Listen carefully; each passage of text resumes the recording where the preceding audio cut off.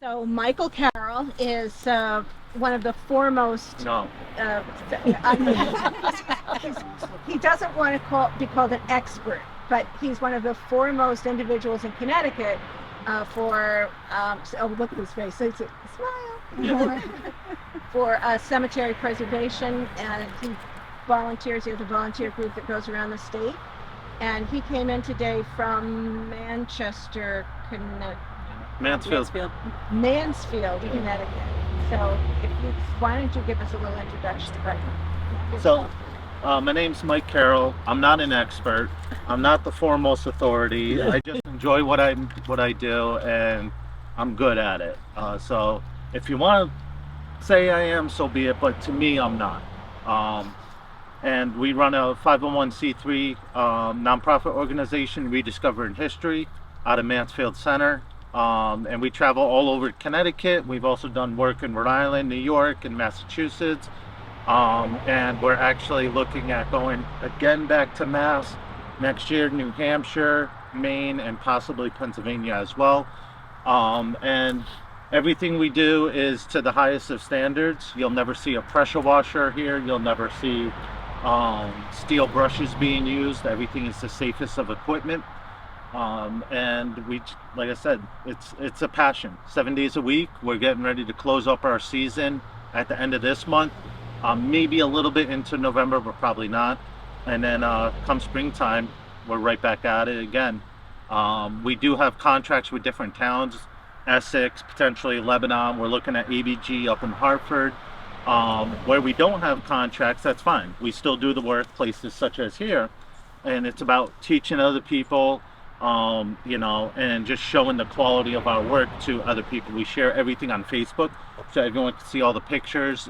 We take before, during, and after pictures, so you can kind of see the progress of everything.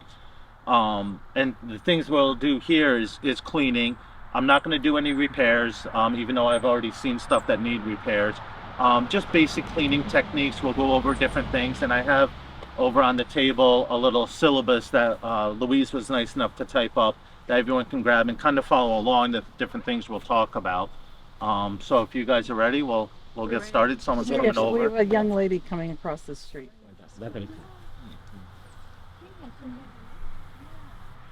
All right, so Larry is just pre-soaking the stones here. Again, my name's Michael Carroll from Rediscovering History.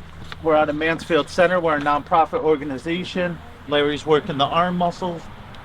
He's also on our board of directors. He's out of Westerly, Rhode Island. We have Walt Stratton over on my left. He is also with us. That has helped in Essex. And we have his young bride, Lala, or Lola if you want, taking video, which is going to be on Facebook. So if you want to be on Facebook, that's fine. If you don't, just let them know. But we're going to go over some basics of gravestone conservation, some do's and don'ts. I'm going to try not to bore you guys. If I bore you, just throw something at me and let me know. Thank you guys all for coming out. We do have a lot of information real quick over on the table. We have a syllabus you can follow along. We have different things from Atlas Preservation. You're more than welcome to help yourselves too.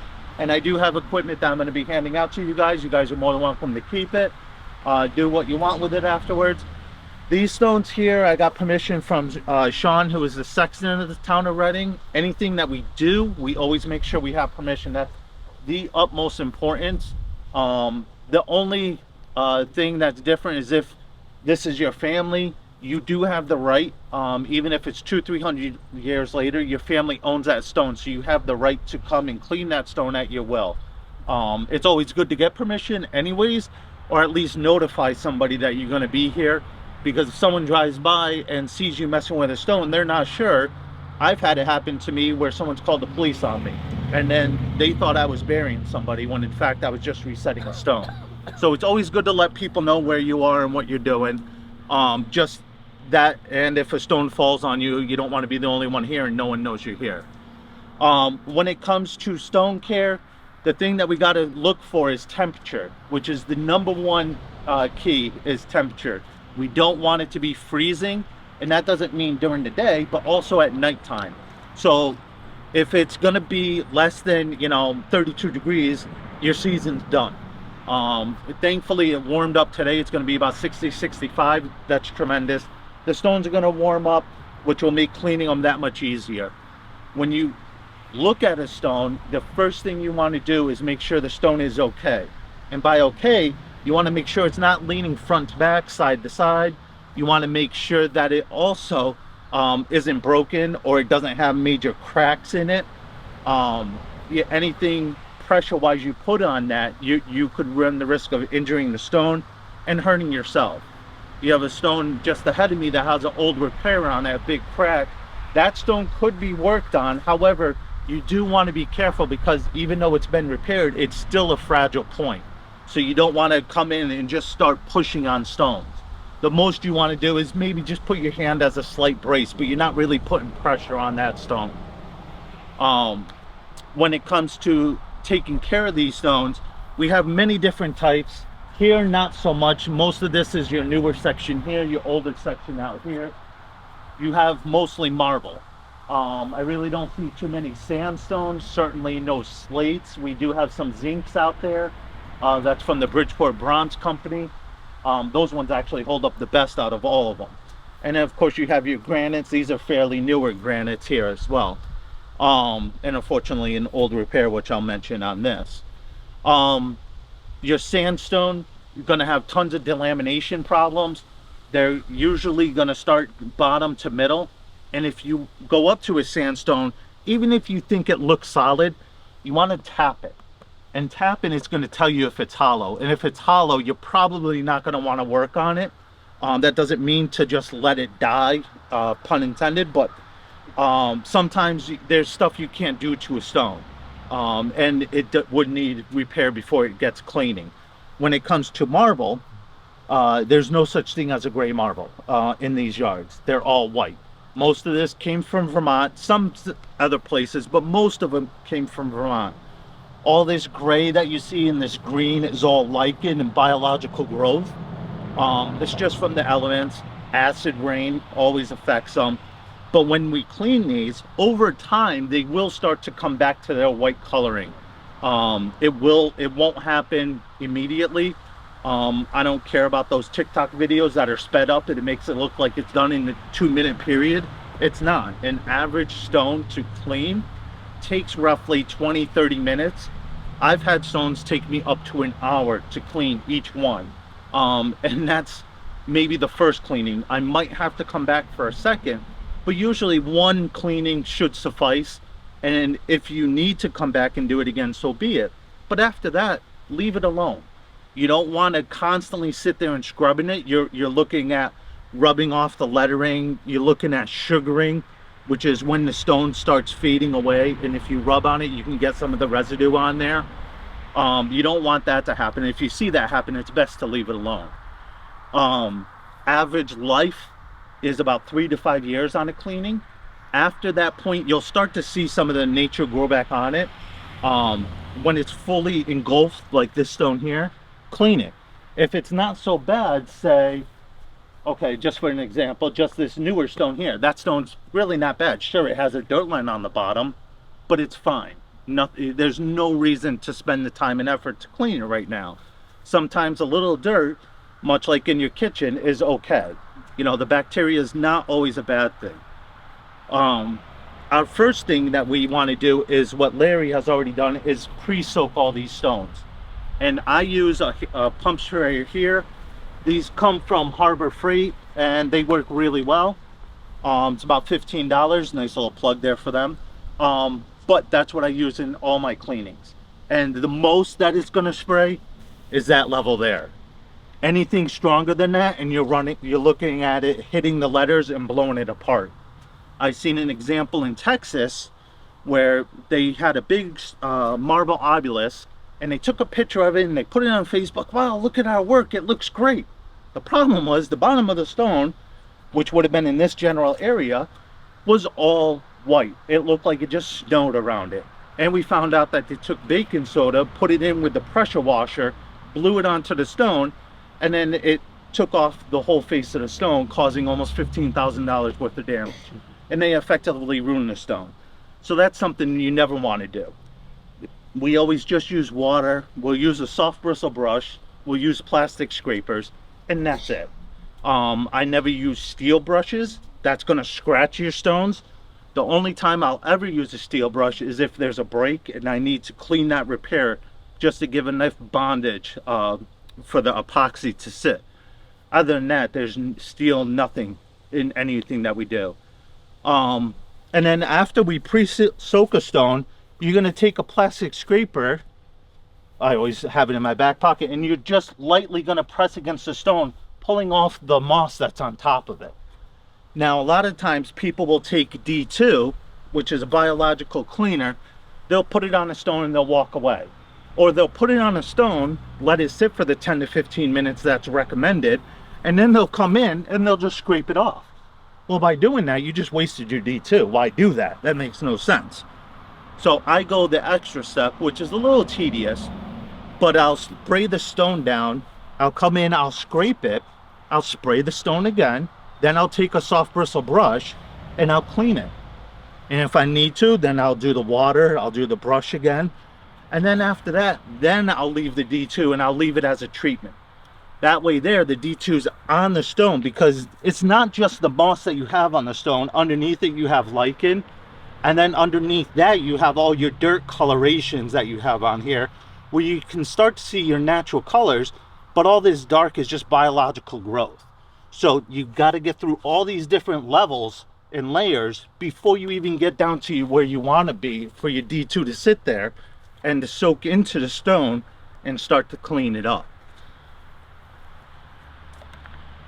A lot of times too, people, they have the best of intentions, but again, you have to be careful what you're doing. Just because you see it online doesn't mean it's the best techniques. We utilize techniques that are set forth by the national, what is it offhand? I can't think of it. Arlington National. Thank you. Big words there. So what's done in Arlington is essentially what we'll be doing today. And I do have equipment that everyone can work on. Like I said, we're gonna work on these here. We'll start to work on this big guy in here and some of the little ones as well. And you'll really get a hands-on feel for what's going on. And each stone is different. Where you have this stone looking like this and this here, and you may say, wow, there's not a lot of moss on here, it's really not that bad. It depends on the lighting. So where these are flat, your sun's beating down on them and it's growing your moss. Where here, your front's not too bad, but your back over here has some moss starting to grow too. Here you don't really have it too much, but you're looking for headstones and footstones on these stones. These aren't going to have it, and I think we saw one earlier that had a footstone. Most of these don't have footstones. If they did, we would take care of those as well, just to give it a nice package deal on those. Larry, So you want to say anything? Yeah, well, so what's happening right now, because we've let them sit here, the stones are drying out already, and the one thing we never want to do is be scraping on a dry stone. So you see us use a lot of water. Okay, I know he carries about 10 gallons of water with him when he goes got out. about 20 right now. 20 gallons. I usually go out with a couple of tanks like this, a 5-gallon bottle of water. You don't normally dress like this, by the way. What happened? Different, I figured I was going to get dirty today. Yeah, well, there you go. Yeah. So one of the things I'll say about Mike and I, Walter works with us, is too, is you have a lot of people that go out and they'll give you a lecture about the stones, symbolism, history of the people and stuff. We're the guys that get down and get dirty. Okay?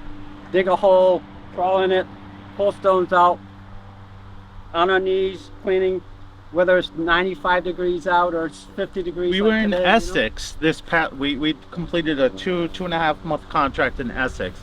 And some of those days back in June, you guys know it was so hot. Now imagine being in a burying ground on a 100-degree day, and you're like, yes, we're gonna, mind you, I drove an hour and a half each way, much like it was about an hour and a half, hour 40 today. But we're like, yes, we're gonna get this stone done, we're gonna get this whole road done, yes, that's great. One stone in, we're like, nope, we're done. 10 minutes later, we drove 3 hours round trip for to spend 10 minutes because we were literally soaked. But it's if it's what you love to do, you're gonna make it happen no matter what. And like Larry said, My little soil probe here, this is my fun tool. I actually gave him another one. You look at a musician and they have a guitar. You go to a concert and they're finely tuned, and man, they hit those notes and it sounds good. That's the same thing here. This is hollow. This is put out by Bully Tools. It's on Amazon, and it's bent from different stones, unfortunately. But I can tell you where a stone is based on the sounds and the resonation. The sounds coming through here and the vibrations. I can also tell you if it's a root in the ground, which has happened before. Using this, we have found stones. I couldn't even tell you how many. I mean, it's into the hundreds, and we've even found stones that are signed by different carvers. We found them with price marks on them, practice marks. Heck, I even found an urn in Danvers, Mass, which I didn't plan on doing. I was so excited. I'm on my hands and knees in a 4-foot, deep hole, and I come out with this holding wearing gloves, and I get a picture, and I'm holding the urn, and then it hits me like I'm holding on to somebody, like, a little creepy. And the family member was there, and he takes a picture and he's looking at it, and I said, "Can I put this back in the ground? Like, I'm a little okay with this." So the stuff that we do is, yes, we do a lot of cleanings. We get a little bit into the symbolism, the iconography. We get a little bit into the carvers. Our bread and butter, we can clean stones, we can find stones, we can repair stones. So when it comes to those other things, they're great to know about. That's why I say I'm not an expert, because to me, someone that says they're an expert means they can't learn anymore. They know it all, and I'm an expert in my field. Okay, well, what about that new information that is a week down the road that you don't know about? Oh, I knew about it. Yeah, sure you did. So I don't want to ever be labeled an expert, because I'm not. I'm still constantly learning. But if you want, we can start to do a little demonstration on the cleanings and hand out some equipment and have people help out. And Well, why don't I start in one? so start on this guy right here. I'll get some skewers. So one of the things, as we brush this off, okay, some of the different type of brushes we have that looks wire, but it's not, okay. Everything we use is very soft. This is our main brush that we use a lot. It's a natural hair, okay, plastic scraper. As we get down to the letters, where you have a lot of the lichen in the letters, we use barbecue skewers, little skewers. I have them in my car. I didn't know you didn't have them. So We have popsicle sticks. Okay. That's the other thing. Yeah. So I'll go get those and use those when we got to get to the lettering. So what Larry's gonna do, I have knee pads. Advisable to a lot Gloves. of people use gloves if you want to. I don't. I usually don't. And so, even though it's a plastic scrape that's going on this stone, it's not going to scratch this stone at all. And all you're doing is just getting the surface stuff off. Once the surface is off, then you're going to come up to your lichen level. That's where you're going to want to start to brush. Your lichen may not come off in one shot. If it's a really warm day, it definitely will. But on a day like today, it may not come off all at once.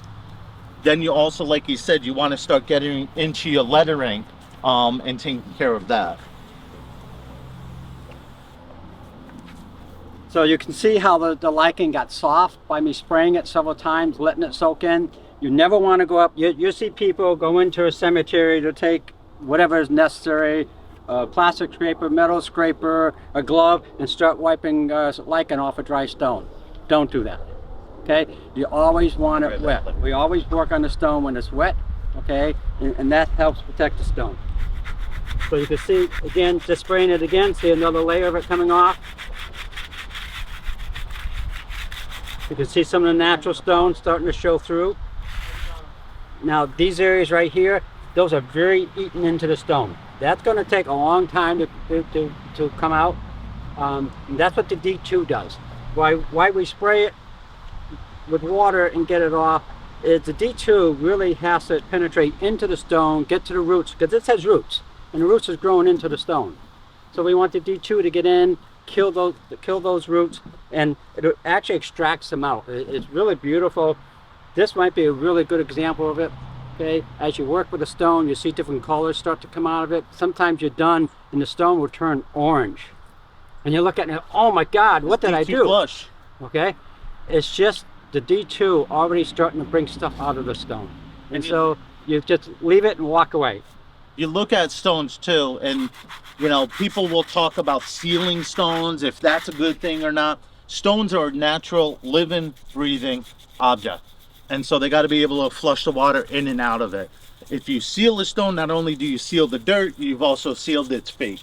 So we never seal a stone. Unfortunately, someone down in the Essex area wrote a newspaper article about us, and in it they said, oh, they seal stones. And I was like, I wanted to take this and knock the editor out for that, because I never said that. And unfortunately he never changed it. It's still up there for the people to see, but never seal a stone. Also, we do bring up D2 quite a bit in our work, and they are from Atlas Preservation is the distributor. They're out of Southington. Highly recommend it. You have that, and then you also on the other side have a product called Wet and Forget, which we have seen a lot of people use. And Wet and Forget is a cheaper alternative. It's about $15 to D2 being about $45 on a gallon basis.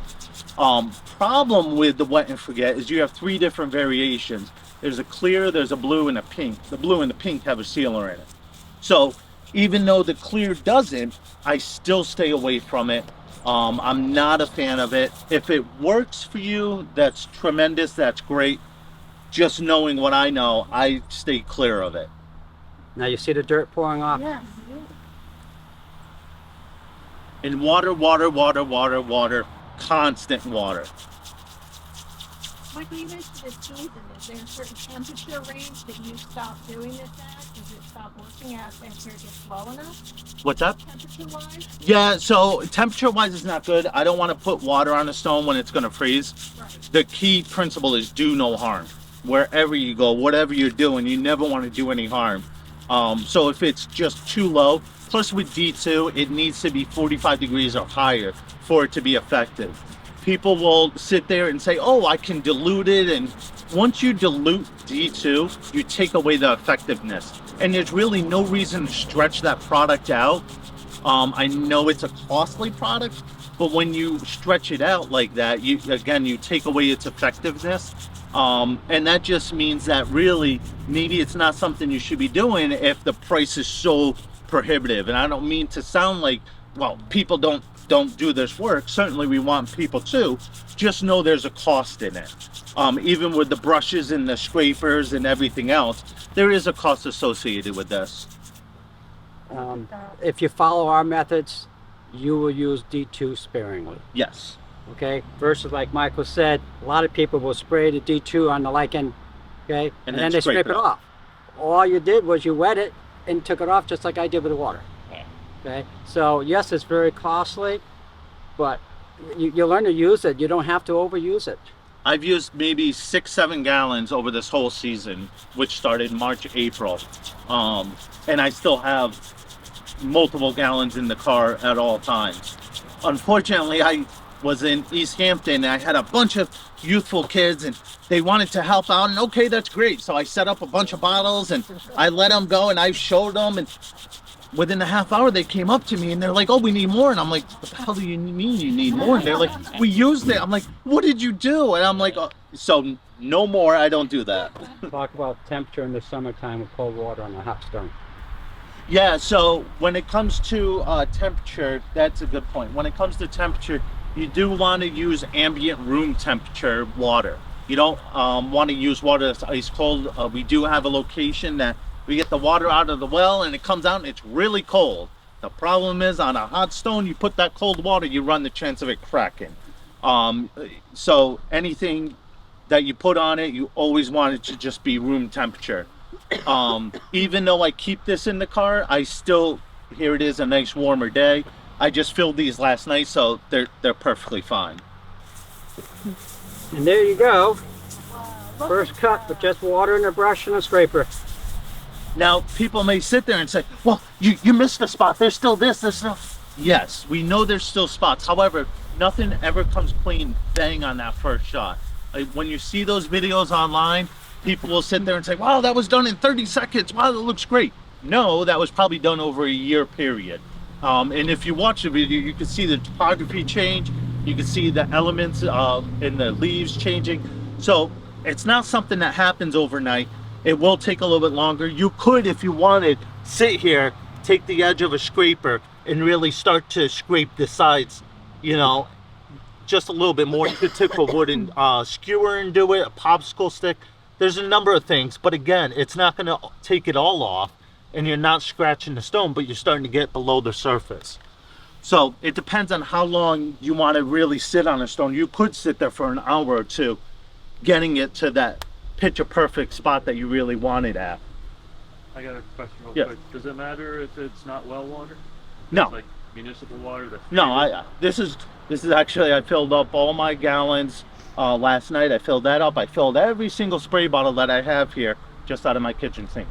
So if it's got chlorinated, treated or anything, that's not. No, you don't want to put chlorine. Well, no, I mean Yeah, city water. city water's fine. It's not okay. Yeah, that's perfectly fine. You don't want to put bleach on a stone. You don't want to put yeah, any just talking chemicals. about what the water's treated at the plant with. Yeah, unfortunately, I can't control that. I wish I could. I would like to put just spring water on it, but again, it's costly to do it. Some city water where you can like go drink it and the smell of chlorine. Like, Yeah, I mean, if you're smelling chlorine, it's probably best not to use it. You know, where I live in Mansfield, we don't have that. Maybe some bigger cities do, but you, definitely if you're smelling chlorine, it's probably not good to put on it, because even if it's faint is still enough. You know, you don't want it at all. So just regular water, just pure water as much as you can on it. And then when this is sitting on here, granted he didn't put the D2 on it yet, you would leave a layer of D2. Now a stone like this it's still gonna breathe, but it's not gonna be as porous as say a marble, as say a sandstone, or even a slate for that matter. Here you do have a polishing effect, a slight polishing effect on it. So it's gonna sit there, but it's not gonna soak in as deep as say this stone here. But it will start to kill that bacteria and that lichen that's on that stone.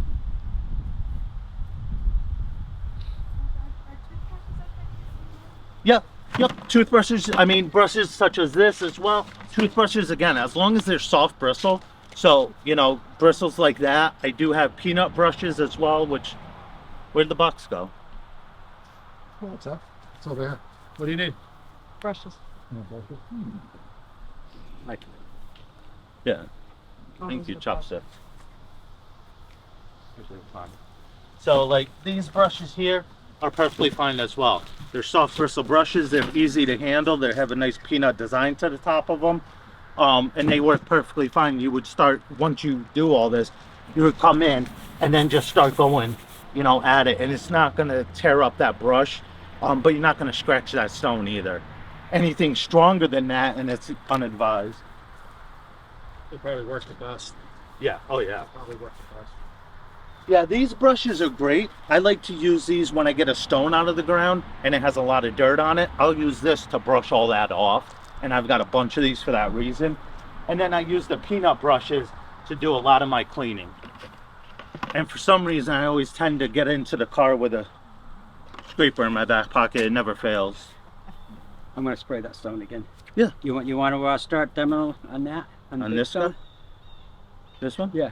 Yeah, well, we Or can you wanna have give- or do you wanna give people help out too. Definitely, if they want. So if you guys want, I know it, you know, I don't go too in depth. I try to keep things basic. I don't want to go too overboard, because when you do that, people tend to walk away. So I'd like to keep attention and really start to have people learn about it, get hands-on. So if you want to get hands-on, you're more than welcome to. I have plastic scrapers. I have different brushes. One I of the have things peanut I do brushes. is I keep grass clippers with me at all time. Okay. Typically, I would trim around this. Because these are rough sides, I'm not going to clean them today, but I could clean them. And if I was going to do that, I would want to trim that grass around it. And that's important. When you clean a stone, it's not just the face. You want to do the sides, the back, the top. And a lot of times people will just do a face because that's the presentable part. But the problem is if you leave the rest of it, it's still going to grow back around. So you might as well do the whole thing. So if you want, you guys can grab, if you want to try, you can grab different equipment. It's all free of charge. You're more than welcome to it. And then we'll start working on a couple stones, have you get a little bit of experience with it. Feel free to ask questions. This is a good stone to come look at, and on the back you see a little bit of sugaring along with the wrapping on it. And it was prepared in back. No, so this probably fell at one point. This isn't the original base, this is concrete. So the problem with this is now the stone has no way to breathe through that concrete. And so they've effectively ruined it there. So will that end up crumbling from the bottom? So what's going to happen over time, the more water that gets in here and gets down to that point, it's going to freeze and break it apart. So that's why we never use concrete. And if we do, That's water, yeah. it's a slotted base, so a nice square base like that there, except that's a monument one. And then we would have the proper mortar inside. We'd have spacers under it. And that way there, the stone sits on the spacer, doesn't make connection, the water can breathe through it. There's a lot of D2. Yeah. That was D2 or water? No, just water. Whereas you will find a lot of people will come in and use the D2 right off the bat. Well, you're just getting the water out, you know? I mean, the surface stuff off. You know, how often you're going to be back? Usually I try to come back for a yard within a couple of days. Now, some of the videos you watch, they'll show starting at the bottom of a stone and working up. Okay, we don't like that. And a lot of and nowadays they're starting to shift more because if I clean the bottom and I start working up and working up, what's happening? All that dirt is running back down the bottom. So we like to start at the top and work down.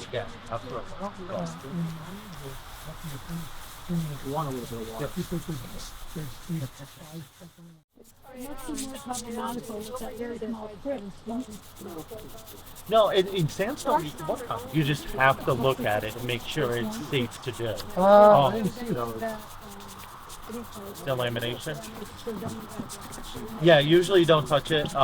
It depends on how thick the delamination is or if it's thin. What I do is I dig all the way around the stone, maybe 6 inches all the way around it. Plus, and I'll pull that up, so when I reset it, I can put the grass back in place. Very. But that allows me to see exactly what's going on. I'll use my probe to find out what's going on under the ground, and then I get that whole stone out.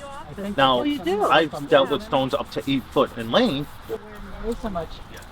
He knew what each said, so he had a sister stone made to go to either side of it. Is what was on it. That's I was saying a few minutes ago. We have 2 friends in Connecticut that recarve headstones. They do recreation. Mike and I worked with them last year to put a replacement in at the ancient burial ground in Hartford. He called it AGG. People don't know what that is. The ancient burial ground in Hartford is the oldest official cemetery in the state of Connecticut. And we say official because it was organized. Yes, right by the State House. Actually, it's next to the, it's not by the State House. It's actually next to the gold building, in between the church that's next door to it. Your family there? No, but I mean, those are... Okay, so Elizabeth Park is in the background of it. Okay.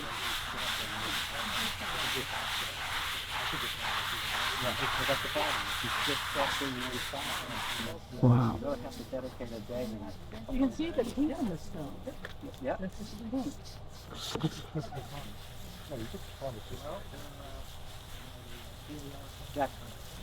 That's how I would look at doing something like that.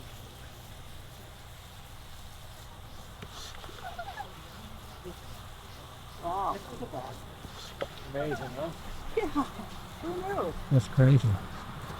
So you said some of it could be out of the ground? Causes it Well, to discolor, or is it Yeah, always I would say it's, dirt, or- it's the environment, okay? Wind, rain, all that stuff that gets on the stone.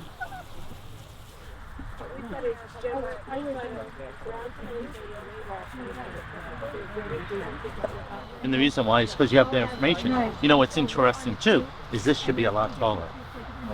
See underneath here? Something?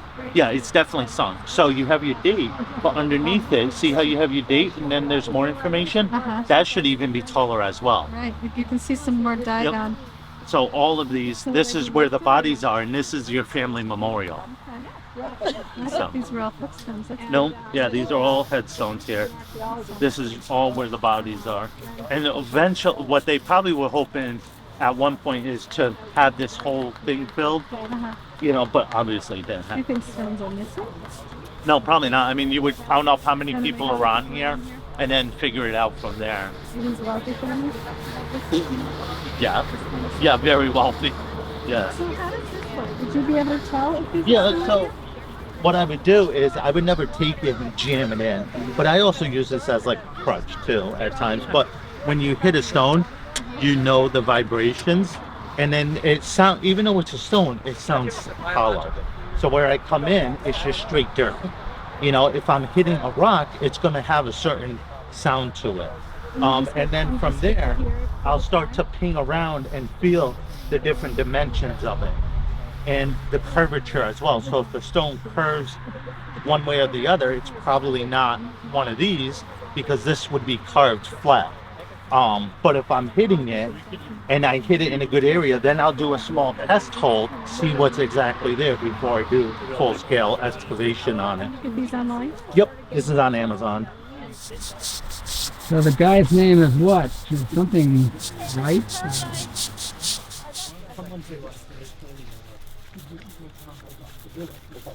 This is my I'm good.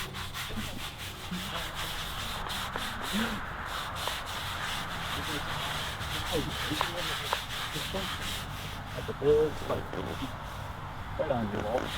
If you don't take ground from it being dug, how are you going to associate? But that's like 10 stones, so it's not bad.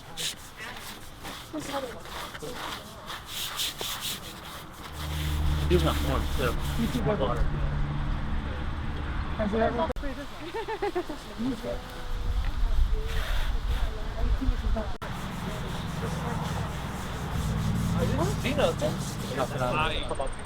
have this one with the sun.